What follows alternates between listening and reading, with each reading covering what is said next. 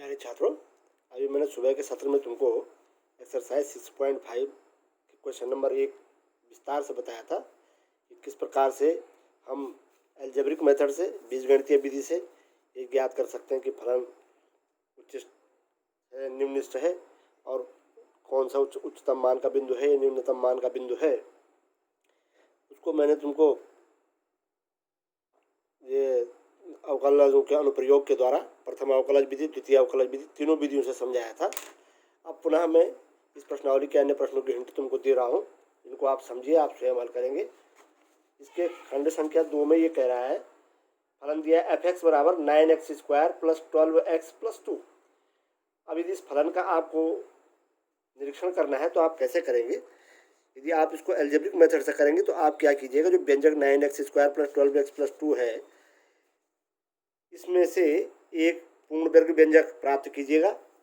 जब आप, चूंकि द्विघातीय त्रिपद व्यंजक है x² 12x प्लस 2, तो इसको आप एक, जैसे कि पहले वाले खंड में 2x - 1 का होल स्क्वायर प्लस 3 के रूप में तुमको एक पूर्ण वर्ग व्यंजक प्लस एक कांस्टेंट राशि के रूप में दिया हुआ, इसी प्रकार से आप ब्रेक कीजिएगा और आप देखिएगा इस प्रकार से, जैसे कि आपको प्रश्न संख्या 1 में हमने हल किया था, आप एल्जेब्रिक मेथड से हल कर सकते हैं। आप अवकलन की विधि द्वारा उपयोग करना चाहते हैं तो आप प्रथम अवकलज विधि, द्वितीय अवकलज विधि, दोनों से इसको प्रूव कर सकते हैं। ऐसे ही सवाल का खंड संख्या 3 भी है। यहाँ पर भी f(x) = -x - 1 का होल स्क्वायर प्लस 10 दिया हुआ है। देखो इसमें x - 1 का होल स्क्वायर क्या है, एक वर्ग पद है, इसका मान हमेशा धनात्मक होगा, परंतु चूंकि आगे ऋण चिन्ह लगा हुआ है इसलिए इस जो पहला व्यंजक है इसमें से f(x) = -x - 1 का होल स्क्वायर प्लस 10 में पहला व्यंजक हमेशा ऋणात्मक प्राप्त होगा। जब पहला व्यंजक हमेशा ऋणात्मक प्राप्त होगा तो निश्चित है कि यदि इसके ऋणात्मक प्राप्त होने पर आप इसमें x का मान कुछ भी रखेंगे तो लगातार इसका मान, ऋणात्मक राशि का मान बढ़ता जाएगा। ऋणात्मक राशि का मान बढ़ता जाएगा तो इसके कारण क्या होगा, इसके निम्नतम मान की कोई सीमा नहीं होगी। लेकिन तुम जानते हो कि -x - 1 का होल स्क्वायर का न्यूनतम मान 0 हो सकता है, इसलिए इस फलन का अधिकतम मान 10 होगा। तो आप इसको हल कर सकते हैं।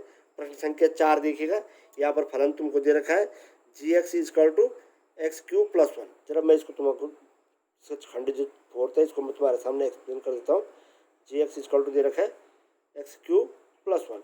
देखो इस खंड में क्या है, g(x) = x³ + 1 में यहाँ पर आप देखिएगा कि यदि आप x का मान, यदि कोई भी राशि यहाँ पर रखते हैं तो यहाँ पर आप देखेंगे जैसे जैसे आप x का मान बढ़ाते जाएंगे तो x का मान बढ़ने के साथ साथ में y का मान बढ़ता जाएगा। x का मान घटाएंगे तो gx का मान घटता जाएगा। यदि माना इसका मान धनात्मक है तो gx का मान धनात्मक राशि बढ़ती जाएगी। यदि इसका मान आप ऋणात्मक रखेंगे तो gx का मान ऋणात्मक राशि की ओर धीरे धीरे घटती जाएगी। अर्थात इस फलन में क्या है, इस फलन की न तो कोई उच्च सीमा होगी न ही कोई निम्न सीमा होगी। अतः यह फलन कैसा फलन होगा, यह फलन जो है इसके उच्च सीमा निम्न सीमा का आकलन नहीं किया जा सकता। तो इस प्रकार से इसके उच्चतम और न्यूनतम माप ज्ञात नहीं की जा सकती। ऐसे ही माना आप इसको अवकलज विधि से करेंगे तो अवकलज विधि से आप देख लीजिएगा, इसमें इसका डिफ्रेंशिएशन करेंगे आप तो g(x) = हो जाएगा 3x² + 1। अब देखो यहाँ पर 3x² + 1 में 3x² है, यहाँ पर x² एक वर्ग पद है और यदि x का मान कोई भी वास्तविक संख्या हो तो वास्तविक संख्या का वर्ग हमेशा धनात्मक संख्या होगा। इस प्रकार g(x) का मान क्या होगा, हमेशा 0 से अधिक होगा, क्योंकि x² इज ऑलवेज क्या होगा, >0 for all x belongs to R। किसी भी वास्तविक संख्या के लिए उसका वर्ग क्या होगा, हमेशा 0 से अधिक होगा। धनात्मक होगा माना 0 से बड़ा होगा। इस प्रकार g(x) का मान हमेशा क्या होगा, 0 से अधिक होगा। जब d(x) का मान 0 से हमेशा अधिक होगा इसके मतलब फलन क्या होगा, हमेशा वर्धमान फलन होगा, है ना। और इस प्रकार से इसका न तो उच्चतम मान ज्ञात किया जा सकता है और न ही निम्नतम मान ज्ञात किया जा सकता है ना। तो ये फलन अलग नेचर का, ये मैंने आपको स्पष्ट कर दिया। अब इसी प्रश्नावली में मैं अन्य प्रश्नों पे चलता हूँ। क्वेश्चन नंबर 2 में चल लेते हैं। क्वेश्चन नंबर 2 में एक खंड में आपको बता देता हूँ। वो कह रहा है कुछ फलन दिए हुए तुमने, तो यहाँ पर मैं तुमको पहला फलन दे रहा हूँ f(x) = है 2x x + 2 (-1) ये फलन दिया हुआ, अब हमको इसका उच्चतम और निम्नतम मान ज्ञात करना है। तो देखो एल्जेब्रिक मेथड से मैं इसको आपको बता रहा हूँ। यहाँ पर देखिएगा, क्योंकि x+2 एक मापांक फलन है और मापांक फलन हमेशा धनात्मक होता है, इसका मान हमेशा शून्य से अधिक होगा, है ना। जब इसका मान शून्य से f(x) का मान, इसका मान शून्य से हमेशा अधिक होगा, तो जब इससे क्या होगा, इसका कोई भी f(x) का कोई भी उच्चतम मान नहीं होगा, इसका मान हमेशा धनात्मक होगा। तो धनात्मक होने के कारण क्या होगा, हम इसका मान बढ़ाते जाएंगे जैसे जैसे x का मान, तो इसका मान जो भी राशि प्राप्त होगी वो एक नई राशि प्राप्त होती जाएगी। तो इसका कोई भी उच्चतम मान नहीं होगा, लेकिन इस प्रकार f(x) का कोई उच्चतम मान नहीं होगा। परंतु आप यहाँ पर देखिएगा मॉडुलस x+2 ये मापांक फलन है, इसका जो वो है न्यूनतम मान है, यह क्या हो सकता है,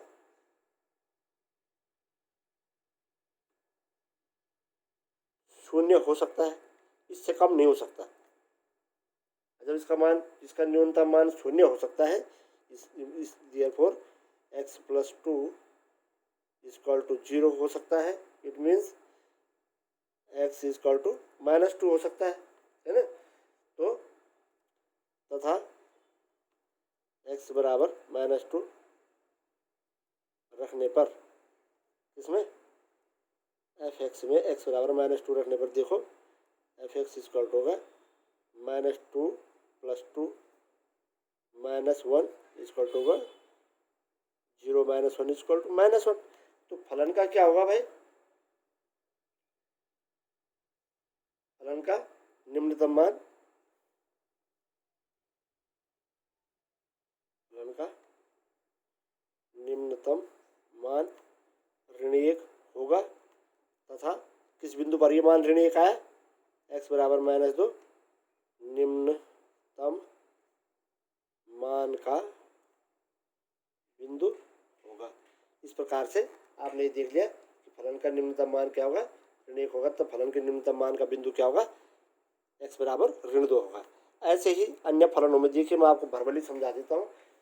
पार्ट सेकंड में देखिएगा, इसमें gx = मॉडुलस x+1 + 3 है। यहाँ पर देखिए x+1 मापांक फलन है, अतः इसका मान धनात्मक होगा, और चूंकि इसके आगे ऋण चिन्ह लगा है, इसलिए इसमें से जो पहला पद है माइनस मापांक x+1, इसका मान हमेशा ऋणात्मक प्राप्त होगा। जब इसका मान हमेशा ऋणात्मक प्राप्त होगा, तो x का मान हम यदि कोई धनात्मक या कोई भी संख्या रखेंगे, तो उससे क्या होगा, इसका मापांक हमेशा क्या होगा, एक ऋणात्मक संख्या प्राप्त होगा। और ऋणात्मक संख्या प्राप्त होगा तो इससे क्या होगा कि जैसे जैसे x का मान बढ़ता जाएगा, तो इस पद का मान बढ़ता जाएगा -x+1 का, और धीरे धीरे धीरे धीरे करके इसका निम्नतम मान क्या होगा, उसकी कोई सीमा नहीं होगी। परंतु आप जानते हैं कि मापांक x+1 का न्यूनतम मान 0 होगा। जब इसका मान 0 होगा, तो तब gx का मान कितना होगा, -0 + 3 = 3। इस प्रकार फलन का उच्चतम मान क्या होगा, 3 होगा, और निम्नतम मान की कोई सीमा नहीं होगी। ऐसे ही देखो तीसरा खंड है hx बराबर sin 2x + 5। इसमें देखिएगा sin 2x एक त्रिकोणमितीय फलन है, और आप जानते हैं कि साइन जो त्रिकोणमितीय अनुपात साइन थीटा का मान क्या होता है, इसका मान अधिकतम मान (1) और न्यूनतम मान (1) प्राप्त होता है साइन थीटा का, है ना। इस प्रकार से आप देखेंगे कि sin 2x की जो मैक्सिमम वैल्यू होगी (1) होगी, और मिनिमम वैल्यू (1) होगी। इस प्रकार hx का अधिकतम मान क्या होगा, sin 2x बराबर 1 रखोगे तो 5 + 6, और इसका न्यूनतम मान (1) होता है, तो hx का न्यूनतम मान कितना आएगा, sin 2x की जगह (1) रखोगे तो 5 में से 1 गया 4, इसका अधिकतम मान होगा 6 और न्यूनतम मान क्या होगा, 4। और वो कब होगा, अधिकतम मान 6 तब होगा जबकि sin 2x = 1 होगा। और sin 2x = 1 कब होगा, जब sin 2x = sin 90 होगा, क्योंकि आप जानते हैं sin 90 का मान क्या होता है, 1 होता है। इस प्रकार से आप देख सकते हैं 2x = 90 अर्थात x = 45, अर्थात जब कोण x का मान 45 अंश होगा तो उस समय फलन का मान अधिकतम होगा। और साइन 2x इक्वल का मान मिनिमम होगा, वो होगा 4, और वो कब होगा जब साइन 2x का मान ऋण 1 होगा। और साइन 2x का मान ऋण 1 कब होता है, आप जानते हैं कि 30 चतुर्थांश में साइन 135 का मान क्या होता है, ऋण 1 होता है। साइन 135 का मान आप आधा कर लीजिएगा, इस प्रकार से आप इसको ज्ञात कर सकते हैं। ऐसे ही सवाल नंबर चौथा भी ऐसे ही है, साइन 4x प्लस 3, मापांक साइन 4x प्लस 3 है, ये मापांक फलन है और उसके अंदर एक त्रिकोणमितीय फलन है। आप जानते हैं साइन 4x का मैक्सिमम वैल्यू होगी 1 और साइन 4x की मिनिमम वैल्यू होगी ऋण 1, क्योंकि साइन थीटा का अधिकतम मान 1 और न्यूनतम मान ऋण 1 होता है। यदि आप इस जगह साइन 4x इक्वल टू धन 1 रखेंगे तो fx इक्वल टू हो जाएगा 1 + 3 = 4, अर्थात इसका अधिकतम मान क्या होगा 4। साइन 4x का मान यदि न्यूनतम मान रखेंगे ऋण 1 तो इसका मान होगा साइन 4x की जगह ऋण 1 रखो तो कितना हो जाएगा, sine x equal to modulus -1 + 3 equal to modulus 2 equal to 2। इसका न्यूनतम मान होगा 2 और अधिकतम मान होगा 4। तो ऐसे ही आप इसको ज्ञात कर लेंगे। सवाल नंबर 5वें खंड में hx इक्वल टू करें x + 1 when x lies between -1 to 1, अर्थात x का मान क्या है, ऋण 1 से धन 1 के बीच में है। ऋण 1 और धन 1 समलिंगी के विवृत अंतराल है। तो यहाँ पर क्या होगा, देखो because x lies between -1 to 1, यहाँ पर देखिएगा जैसे जैसे आप x का मान बढ़ाएंगे तो x का मान बढ़ाने के साथ साथ hx का मान बढ़ता जाएगा, और जैसे जैसे आप x का मान घटाएंगे तो ऐसे ऐसे क्या होगा, hx का मान भी घटता जाएगा। इस प्रकार ये देखिएगा आप कि फलन का मान x के मान बढ़ाने के साथ बढ़ रहा है, x का मान घटाने के साथ घट रहा है, अर्थात दोनों में क्या एक अनुलोम संबंध है कि x के साथ साथ hx बढ़ रहा है और x के घटने के साथ साथ hx घट रहा है, अतः अनुलोम संबंध है, अतः दोनों के बीच क्या है, एक वर्धमान संबंध प्राप्त होगा, है ना। अतः इसका मान न तो उच्चतम होगा और न निम्नतम होगा। तो ये एक्सरसाइज 2 मैंने तुमको यहाँ पर प्रबली बताई, आप इसको हल कर सकते हैं। ऐसे ही अब मैं तुमको अन्य क्वेश्चनों की तरफ ले चलता हूँ। क्वेश्चन नंबर 3 में चलिएगा। इस क्वेश्चन का एक पार्ट मैं आपको बता रहा हूँ। यहाँ पर कह रहा माना वो एक फलन दे रखा तुमको, पहला ही पार्ट देखिएगा, fx इक्वल टू x² तुमको दिया हुआ है। अब मैं इसको करता हूँ प्रथम अवकलज विधि से, मैं तुमको हल कराता हूँ अवकलनों के अनुप्रयोग के द्वारा। तो fx बराबर इतना दे रखा है, इसलिए डायरेक्ट लिख रहा हूँ f'(x) माने इसका अवकलन f'(x) इक्वल टू जाएगा 2x। जब f'(x) इक्वल टू 2x हो गया तो हम जानते हैं चूँकि उच्चतम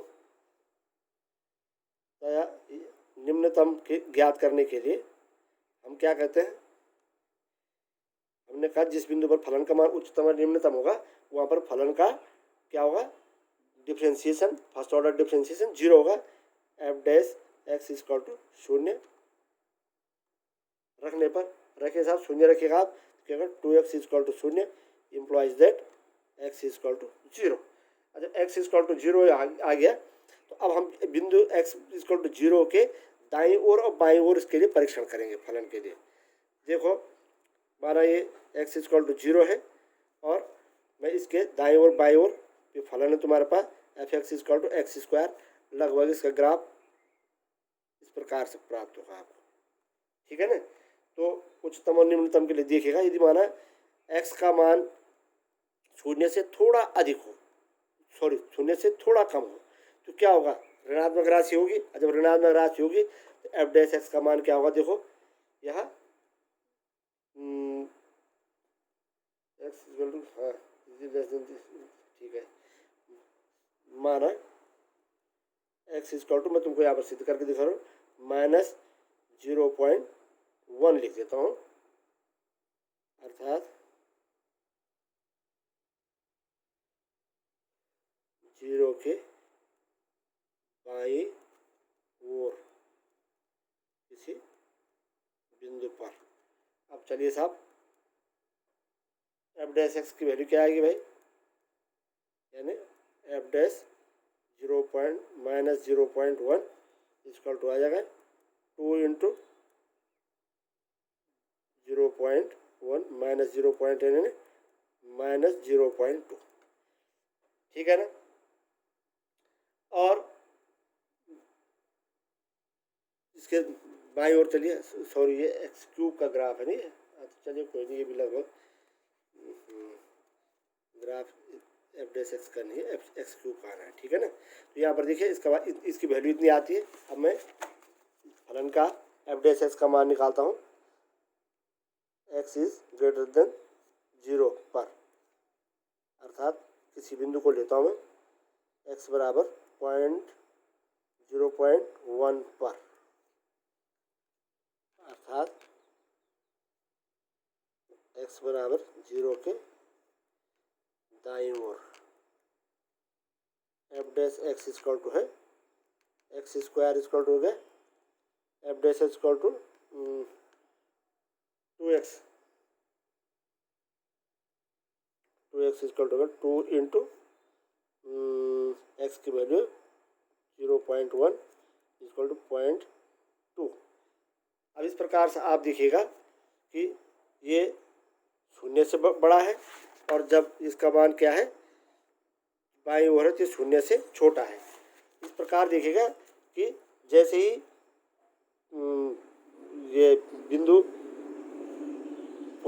एक्स इक्वल टू 0 उसके बाईं ओर से दाईं ओर को पास हो रहा है तो इसका मान ऋणात्मक से धनात्मक की ओर परिवर्तित हो रहा है। इससे क्या सिद्ध होता है कि बिंदु x बराबर 0 पर फलन का मान क्या होगा, यह निम्नतम होगा, है ना।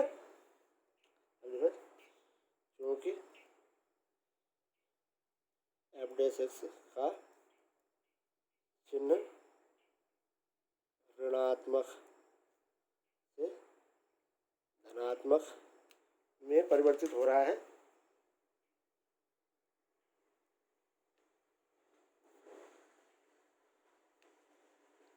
ऋणात्मक से धनात्मक में परिवर्तित हो रहा है। देखो इसमें इससे क्या सिद्ध होता है, इसलिए x बराबर 0 पर फलन का मान न्यूनतम होगा तथा x बराबर 0 फलन के न्यूनतम मान का बिंदु होगा। चूंकि इस बिंदु पर फलन का मान न्यूनतम है तथा फलन का न्यूनतम मान, फलन का न्यूनतम मान कितना हो जाएगा भाई, f x equal to x cube equal to हो जाएगा से एफ 0 इक्वल टू कितना हो जाएगा 0 का क्यूब इक्वल टू 0, अर्थात फलन का न्यूनतम मान 0 होगा और फलन के न्यूनतम मान का बिंदु क्या होगा, x बराबर 0 होगा। इस प्रकार से हम फलन का परीक्षण कर सकते हैं। धन्यवाद। बाकी जो अन्य प्रश्न हैं इनको आप देख लीजिएगा, मैं जो समझ में नहीं आएगा फिर आप मुझसे परीक्षा कर लीजिएगा।